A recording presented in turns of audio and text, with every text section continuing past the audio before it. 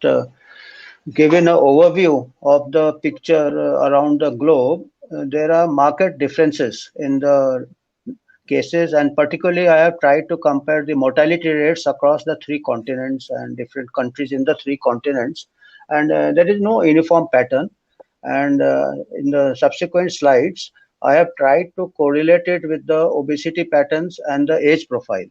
And there is a market difference depending on the obesity and age profile, and obesity is coming up as a major risk factor, as we will see in the subsequent slide.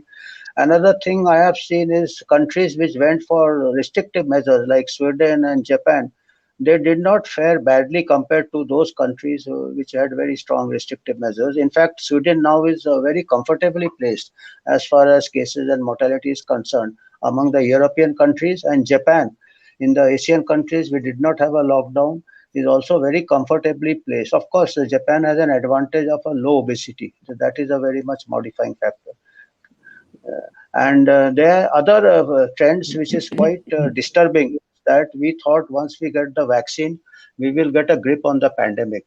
But country-wise data, the ecological data, that the different countries, particularly the Asian countries, I have got data after the rollout of the vaccine, because particularly Sri Lanka. I was following Sri Lanka because it is neighboring to India. And before the vaccine rollout, Sri Lanka was very comfortably placed. It was hardly having one-tenth of the caseload and the death rate compared to India. But after the vaccine rollout, the cases also climbed sharply and the death rate also climbed sharply. We will see the trend. This data from the public domain. And can I have the next slide, the three continent slide? Yes. This one. This, if you see, the red are the American and European continents, the green are the Asian countries, and the blue are the African countries. And the first column is the age, median age. So the median age is higher in the northern hemisphere, around 40, except for Brazil. Brazil, the median age is 30. And Brazil is a very interesting example. With a lower median age, it has got a very high obesity. Second column is the obesity. These two are coming out as major risk factors. If you see this is overweight. Overweight is BMI more than 25. That is the 60% is the most of the European countries, and in the 20s is the Asian countries, and similarly African countries are 20, except for South Africa and Egypt. And South Africa is having the higher rates in the African continent, and to some extent Egypt. So there are many factors. Probably the urbanization, South Africa may be more urbanized than Egypt. So that is one factor. Other factor is the death. The third column is the death per million. If you see, there is a very distinct, the European and American countries are having death per million in the 4 digits, while the Asian countries are having in 3 digits, and the African countries are having in 2 digits. And if you see the last two columns are the vaccination coverage.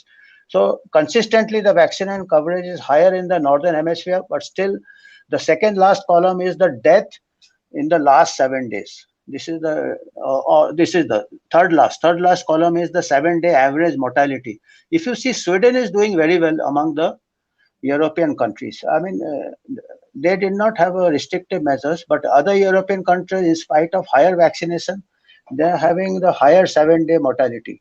Compared to the Asian countries and the African countries with hardly any vaccination coverage, they are very comfortably placed even without adequate vaccination coverage. So the question is that this COVID is driven by other factors, combination of factors like obesity. Obesity per se may be a risk factor, and obesity may be a surrogate marker for other comorbidities like diabetes and hypertension and coronary artery disease. And age also is also a marker of comorbidities. So these are perhaps more strong predictors of the mortality and severe disease. Then it can be prevented by vaccine. So this is what I think. This is really a pandemic of comorbidities, and this virus may be just the last straw on the camel's back. That if we are neglecting the comorbidities and we are only concentrating on one solution, that is vaccine, we may not make much headway. Next slide, we can just have a look at the trend after the vaccination rollout in some countries. This is also an important slide for policy. Like 0 to 19 years, this is the meta-analysis of a number of studies done by John Ionitz. Ionitz is the second author. And the survival after COVID infection, 0 to 19 years, is 99.9973. And up to 20 to 29 years, also 99.986. So this and right up to 50 years of age is 99.7, and elderly 60 years plus it is 99. I am 60 plus, I am nearing 70. So at least at this age, anything can kill me with more probability than COVID. I mean, I was just saying to get things in perspective, particularly in Asian and African countries, we have got so many communicable diseases, tropical diseases, all have got mortality 5%, 10%, and we are comfortable with it. But why we are getting obsessed with a survival rate of even at the 60 years of age with 99% survival rate? It somehow, I mean, when you are planning public health, you have to weigh epidemiology is one aspect, then other aspect is the public health economics. Next slide, I think the Sri Lankan paradox we can go through when this is the one which is I was saying ki, up till the vaccine rollout, that was somewhere in the March, April. The vaccine rollout, before that, the Sri Lankan cases were not very high.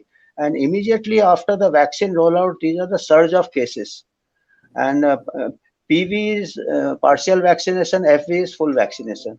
And of course, after the surge, it comes down like any pandemic because the susceptibles get exhausted. So that's a natural phenomena, but vaccination causes a spurt, and this type of phenomena is evident in number of countries, Indonesia, even Singapore, Israel also. Next slide gives the mortality also in Sri Lanka. Next slide, please. This is also a case for concern because I'm not much concerned about the cases because cases most of them are mild in nature, but the deaths have also increased. And there's a recent studies published in one of the journals, European Journal of Epidemiology, which 68 countries they have found that there is no correlation between vaccination coverage and the in last 7-day incidence. And also in I think in the America also they have done.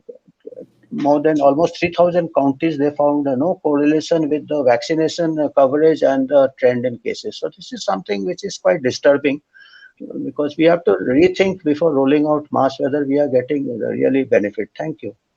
That's quite fascinating, Amitav. And just before we move on to talking a little bit about what Nut is seeing in North America, Shankara, I'll just ask you clinically, any thoughts about what you're seeing there? Does that fit any pattern? I mean, that's quite remarkable statistics. That's exactly what I'm seeing, Philip. It is age stratified. And of course, the obesity plays a huge part in this. I think diabetes would consider one of the biggest risk factors in the illness itself. But from the perspective of treating it, I would say that the morbidity and mortality in the illness is easy to curb with early treatment. Though you find if you look at the way patients progress in this illness and the difficulty with which the recovery takes place, it is definitely dependent on the comorbidities itself. And as Amitabh's been saying, yes, as you get older and you have more comorbidities, you generally take a little longer to recover from illnesses. And that's generally the trend that I've been seeing.